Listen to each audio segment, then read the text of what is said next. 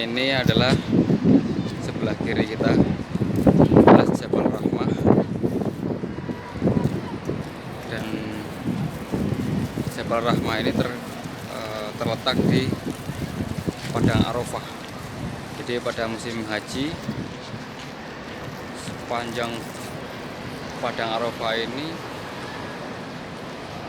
penuh dengan orang-orang, biasanya orang-orang jamaah haji.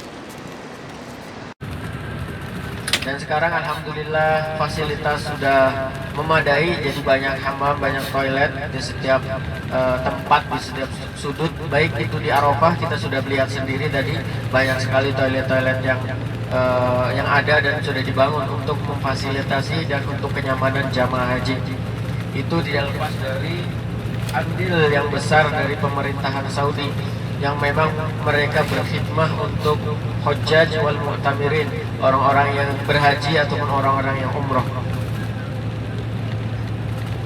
Pelang kuning sebelah kanan kita yang sudah agak kabur tulisannya itu adalah Bidayah Musdalifah. Setelah kita melewati pelang kuning tersebut, kita akan memasuki wilayah Musdalifah. Sebelah kiri kita adalah stasiun Musdalifah, jamaah sekalian. Jadi mereka akan turun di sini untuk ke Musdalifah. Nah, kita sekarang sudah di Musdalifah. Kita bisa lihat sebelah kanan kita itu adalah jalan yang tadi sambungan atau tembusan jalan yang kita lihat tadi. Itu nanti tembusnya sebelah kanan kita ini. Nah, nanti di depan sebelah kanan ada dua menara masjid. Itu adalah Masjid Masy'aril Haram yang Allah Subhanahu wa taala sebutkan di dalam Al-Qur'an, yaitu Indal Masy'aril Haram.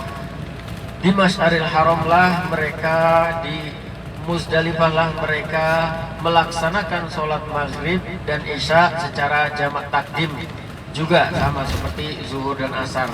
Nah, sebelah kanan kita adalah Masjid Masy'aril Haram. Tentunya masjid tersebut penuh juga dan tidak mungkin menampung semua jamaah haji. Jadi sebagian saja yang sholat di sini.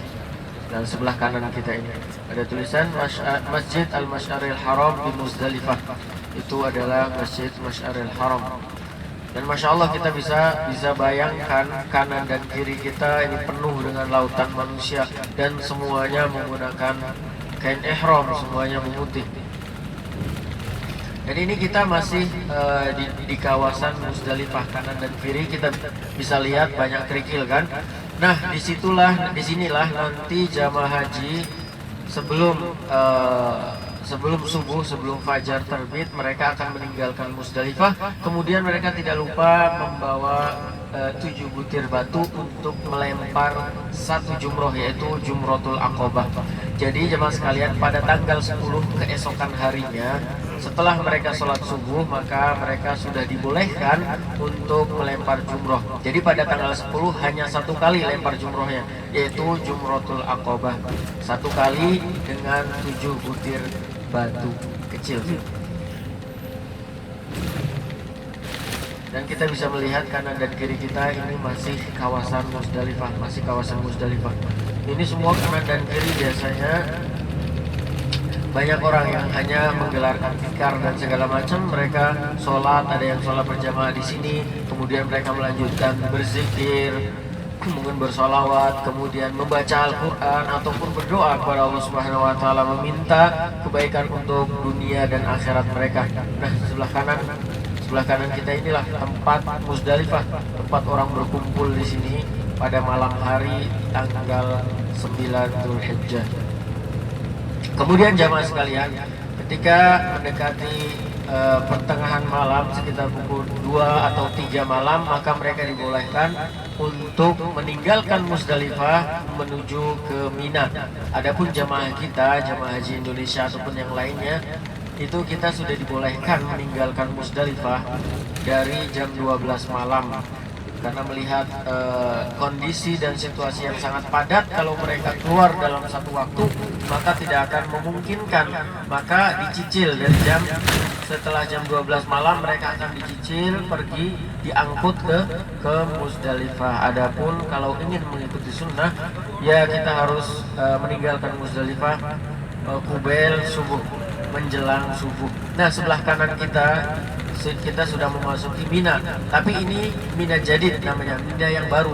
Sebetulnya kanan dan kiri kita ini masih wilayah Musdalifah, karena saking padatnya dan penuhnya kawasan Mina sudah dipenuhi oleh tenda-tenda, maka beberapa ulama Saudi memutuskan untuk membolehkan mendirikan tenda dan mereka mabit di Mina Jadid. Jadi Mina Jadid, Mina yang baru itu sudah masuk ke kawasan Mina, walaupun asalnya adalah masih kawasan Musdalifah.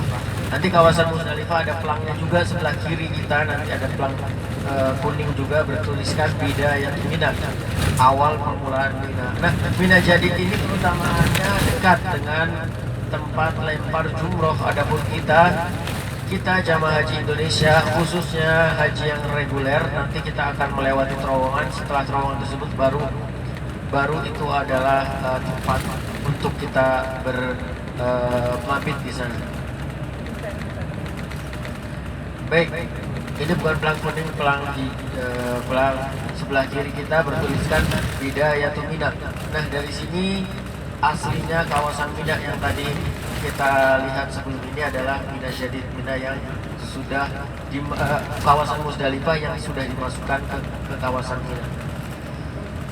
Nah, di depan kita ini adalah stasiun yang saya bilang tadi, ini adalah stasiun Mina untuk yang menggunakan kereta api, jamaah sekalian.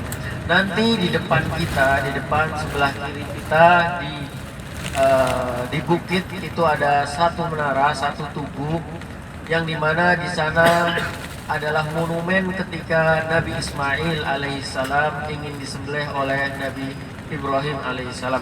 Sebelah kiri ada monumen kecil seperti kubah. Lihat ya, sebelah kiri atas. Kelihatan ya? Itu kiri atas, disitulah terjadinya ketika Allah Subhanahu Wa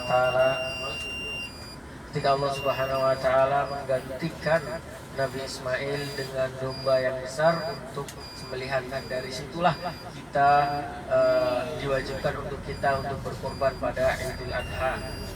Dari situlah.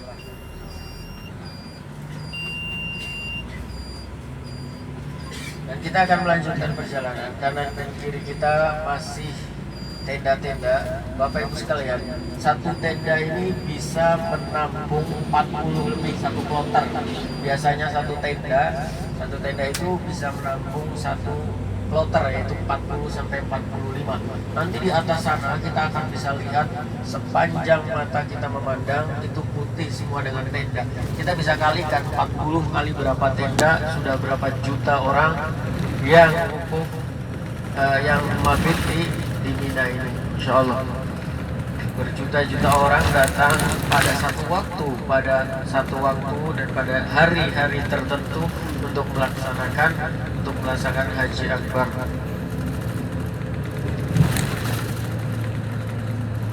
Nah, sebelah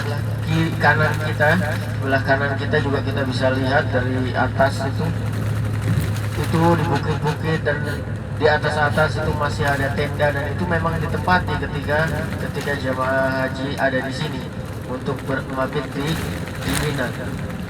Nah, jamaah sekalian, nanti kita akan naik lewat jembatan tersebut. Nanti sebelah kanan kita, sebelah kiri kita, dan sekarang dari bawah ini sudah terlihat ada satu kubah, itulah tempat untuk melempar jumroh. Lempar jumroh ada 3, Bapak Ibu sekalian. Yang pertama yang kita lihat sekarang ini adalah lempar jumrotul ula. Kemudian sampingnya bundaran tersebut ada lagi satu, yaitu jumrotul wusta. Kemudian samping kirinya lagi ada jumrotul aqobah. Nah, pada tanggal 10 ketika kita selesai dari Musdalifah kemudian ke Mina, maka pada tanggal 10 kita melempar jumroh, yaitu 1 kali jumrotul aqobah. Nah, sebelah kiri kita jemaah sekalian, kita bisa melihat sebelah kiri kita itu ada kubah, itu adalah tempat untuk lempar jumroh. Jamaah juga bisa melihat sebelah kirinya ada 4 menara masjid, itu adalah Masjid Khif, di mana di sanalah Rasulullah Shallallahu Alaihi Wasallam melakukan mabit ketika di Mina, jamaah sekalian. Nah, sebelah kiri kita itu ada kubah, itulah jumrotul ula. Itu untuk jumrotul ula, sampingnya nggak kelihatan tuh, sampingnya itu jumroh wusta, sampingnya lagi jumrotul aqobah. Nah, kita bisa lihat sebelah kanan kita, masya Allah, sebelah kanan kita semuanya putih dan semuanya tenda, dan tenda-tenda tersebut berisi jamaah haji yang kita bisa kalikan sampai ujung sana, itu masih kawasan Mina. Masya Allah, berarti kalau dijumlahkan banyak. Nah, sebelah kanan kita ada 2 terowongan, itu adalah terowongan terjadinya tragedi Mina yang sangat terkenal itu, yang banyak jamaah haji wafat atau meninggal, itu sebelah kanan kita. Dan terowongan tersebut sudah tidak digunakan, digantikan dengan terowongan yang atas kita. Ada jembatan, ini jembatan penyeberangan orang, Bapak Ibu sekalian. Nanti masuknya ke terowongan sebelah kanan kita ini. Ada 2 terowongan sebelah kanan kita ini. Nah, masuknya jamaah haji dari atas sini. Mereka jalan dari tempat perkemahan mereka. Nah, tempat perkemahan jamaah haji Asia itu di mana? Asia Tenggara khususnya, termasuk Indonesia. Itu setelah kita keluar dari terowongan ini, kita akan bisa melihat sebelah kanan itu ada satu masjid juga, dan di sekitar situlah jamaah haji khususnya yang reguler itu ditempatkan untuk mabit di Mina ini.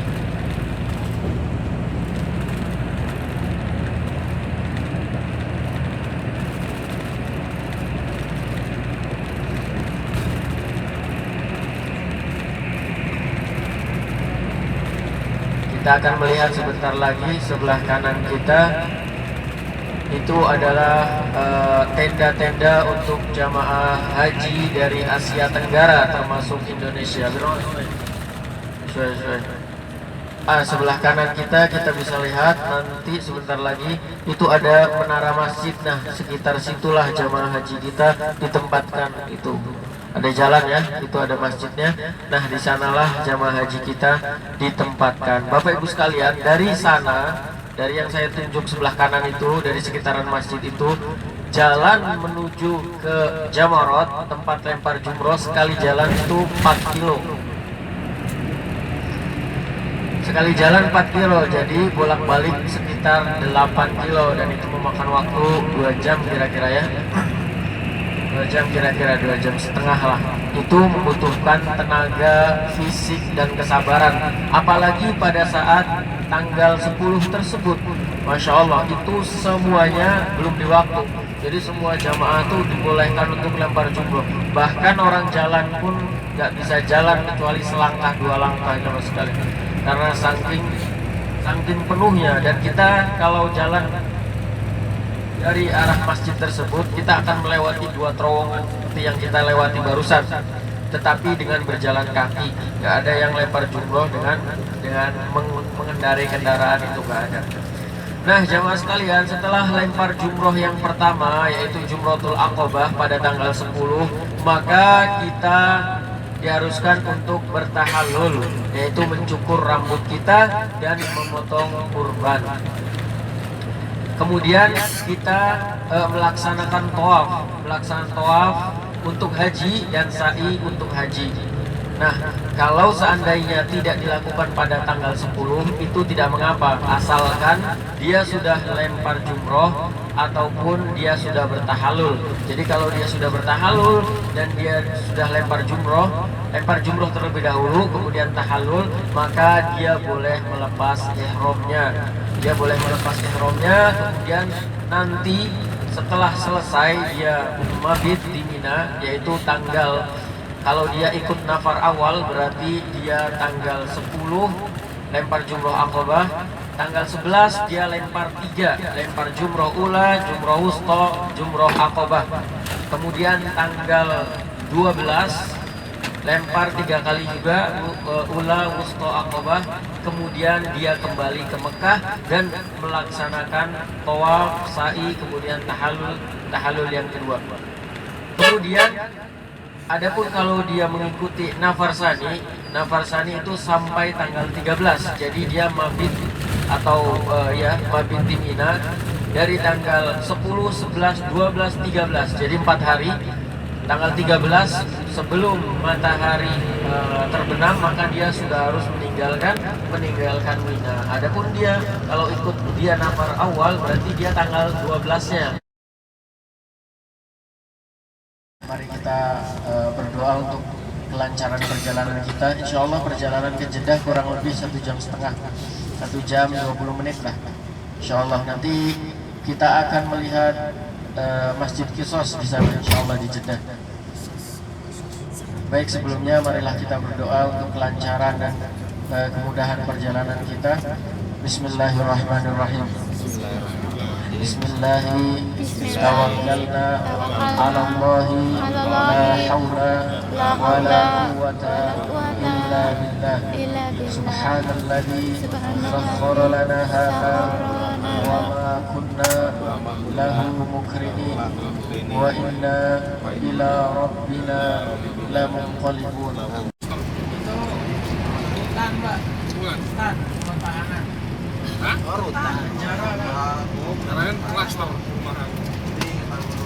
Ya klaster juga. Klaster tahanan. Rumah orang Arab ya.